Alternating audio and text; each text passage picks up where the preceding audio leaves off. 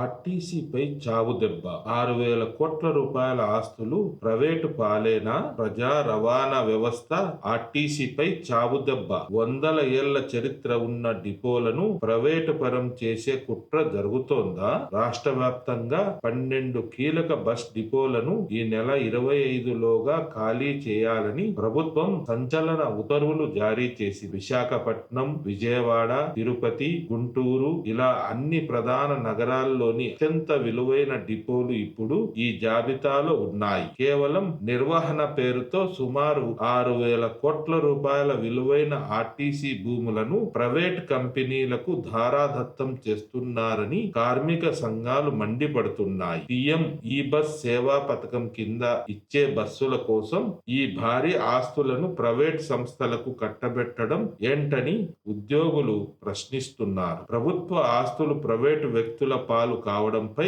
మీ స్పందన ఏంటి? వెంటనే కామెంట్ చేయండి. ఈ సమాచారాన్ని అందరికీ షేర్ చేయండి. ఇటువంటి మరెన్నో పొలిటికల్ అప్డేట్స్ కోసం మన ఛానల్ ను సబ్స్క్రైబ్ చేసుకోండి.